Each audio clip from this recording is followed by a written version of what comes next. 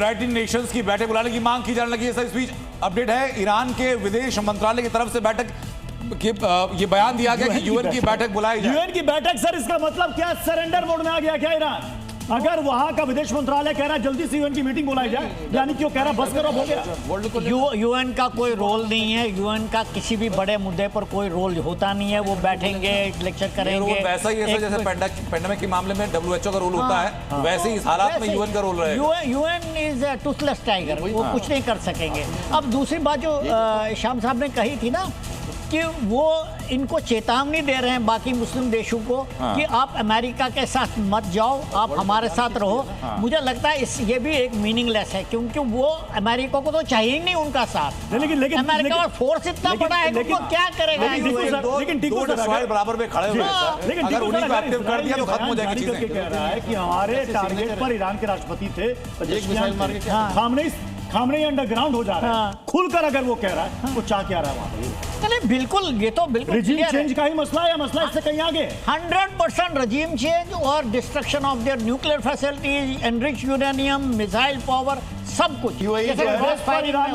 Hexagon का सदस्य है ये, परसों ही बोला इजराइल के प्रधानमंत्री, इसलिए उस पर अटैक हो रहा है। अल हरीर एयरबेस पर, ये बड़ी खबर सामने आ रही है। अल हरीर एयरबेस है जहां पर ईरान ने लगातार मिसाइलें दागी हैं। तो इराक में अमेरिकी एयरबेस पर हमला हुआ है। ईरानी मिलिट्री के प्रवक्ता कह रहे हैं प्रत्युष की कोई भी बेस जो अमेरिका और इजराइल की मदद करता है वो ईरानी आर्म्ड फोर्सेस का टारगेट होगा।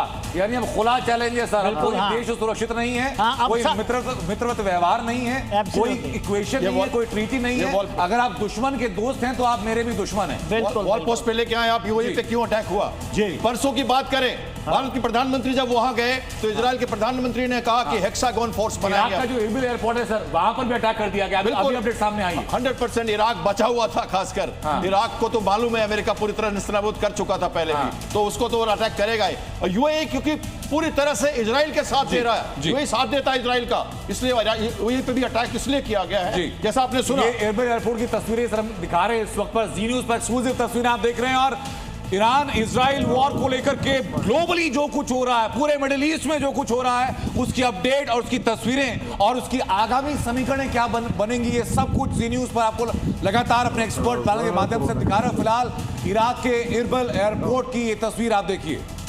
जी आप समझ सकते हैं, वहां पर देखिए तस्वीरों के जरिए इसे आप समझिए कि वहां पर जब अटैक हो रहा है, बैलिस्टिक मिसाइल्स का इस्तेमाल खुलकर कर रहा है ईरान, और साफ साफ मिडिल ईस्ट के साफ सभी देशों को यह चेतावनी ये दे दी गई है, जहां जहां अमेरिकी एयरबेस है, सैन्य ठिकाने हैं, वो सभी हमारे टारगेट में हैं। यूएस इजराइल के मददगारों को मारेंगे, ये साफ साफ कह रहा है। हम लोग को लेकर ईरान की ये बहुत बड़ी चेतावनी है। यूएस इजराइल के मददगार यानी कि मिडिल ईस्ट की जितनी भी कंट्रीज जहां जहां पर अमेरिकी एयरबेस है, अमेरिकी सैन्य ठिकाने हैं, वो सभी ईरान की जद में हैं, यानी कि उन सब पर अटैक होगा। और जैसा कि हमने आपको बताया थोड़ी देर पहले, यूएई ने कहा कि इसका पलटवार किया जाएगा, बहरीन ने कहा कि इसका पलटवार किया जाएगा। सबसे बड़ा सवाल है कि अगर श्याम सर खुलकर कह रहा है, धमकी दे रहा है, चेतावनी दे रहा है, तब भी ये देश खामोश रहेंगे, कहेंगे अमेरिका का मसला वो देख ले।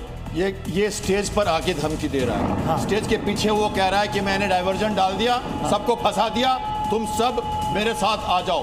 और आप एक समझो ना, एक एक मिसाइल मारने से इराक में क्या होने वाला है? कुछ नहीं होने वाला उसको। क्या वो सस्टेन लड़ाई लड़ेगा? क्या नहीं, लगातार मिसाइल क्या इराक पे दागता रहेगा? वो नहीं दाग पाएगा। एक मिसाइल डाल के सिग्नेचर डाल दिया। तो ये धमकी है इसलिए कि तुम सब मत आना इसमें, मुझे लड़ने दो जो मैंने पिछली बार लड़ा था। स्टार्टिंग में ही पहले बोल दिया उसने। और एक बात और, खामनेई पे घर पे अटैक करना मतलब एक मुस्लिम समुदाय के आदमी को मारना। कल को प्रेयर करेंगे और बोलेंगे देखो मुझे मारा था इसलिए तुम सबको मारा मैंने, तुम सब मेरे साथ आ जाओ, यही देखना कहने वाले हैं।